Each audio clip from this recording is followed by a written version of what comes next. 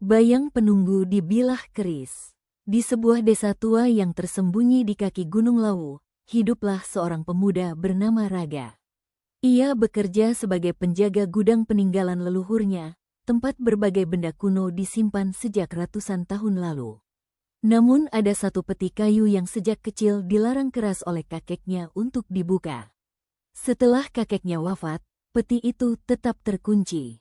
Namun sejak hari kematian sang kakek, gudang itu berubah menjadi tempat yang tidak pernah benar-benar sunyi. Pada malam-malam tertentu, Raga mendengar suara ketukan logam, seperti bilah yang dipukul pelan, atau seperti sesuatu yang ingin keluar. Suatu malam, rasa penasaran mengalahkan ketakutannya. Ia membawa kunci kuningan tua yang ditemukan di kamar kakeknya dan membuka peti terlarang itu.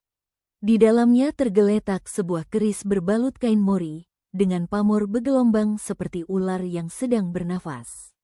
Udara menjadi dingin seketika saat kain itu disentuh. Ketika kain mori disingkap, Raga melihat bilah keris itu memantulkan cahaya redup, bukan dari lampu, tetapi seolah dari cahaya dalam. Ada guratan pamor berputar membentuk lingkaran, seperti mata yang mengawasi. Tiba-tiba terdengar suara langkah pelan dari sudut gudang. Raga spontan menoleh, tetapi tidak ada siapa-siapa. Saat ia berbalik, bilah keris itu bergetar di tangannya. "Anak muda, bukan milikmu," bisik suara serak tepat di belakang telinganya. Raga meloncat mundur. Di sudut ruangan, bayangan hitam setinggi manusia berdiri menunduk. Wajahnya kosong, tak memiliki mata, hanya cekungan gelap dalam. Namun tubuhnya perlahan menyatu dengan gelapnya bilah keris, seperti keris itu yang menciptakan bayangan tersebut. Keris itu dulu dikenal sebagai keris paku jagat, pusaka milik seorang empu sakti yang mati dibunuh muridnya sendiri. Legenda mengatakan bahwa ruh sang empu terperangkap di dalam pamornya, dan tak pernah berhenti mencari tubuh baru untuk melanjutkan dendamnya. Bayangan itu melangkah mendekat, tiap langkah membuat lantai berderit seolah kayu menua puluhan tahun dalam sekejap. Raga mencoba berlari, namun pintu gudang menutup sendiri keras, mengunci dari luar.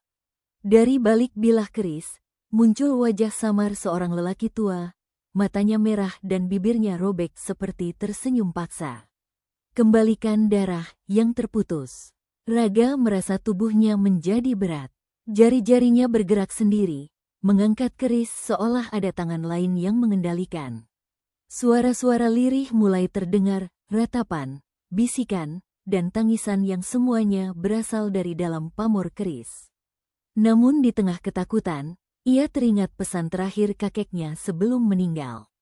"Jika bayangan itu bangun, jangan biarkan keris melihat wajahmu." Dengan sisa tenaga, Raga membalikkan keris itu, mengarahkannya ke lantai. Bayangan itu meraung, mengejang, dan wujudnya terpecah seperti asap yang tersedot ke dalam bilah.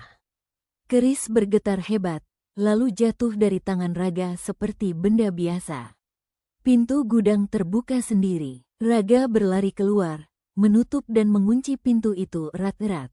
Sejak malam itu, ia tak pernah lagi masuk ke gudang. Namun setiap lewat di depannya, ia masih bisa mendengar ketukan pelan dari dalam, seperti logam yang ingin kembali dibebaskan.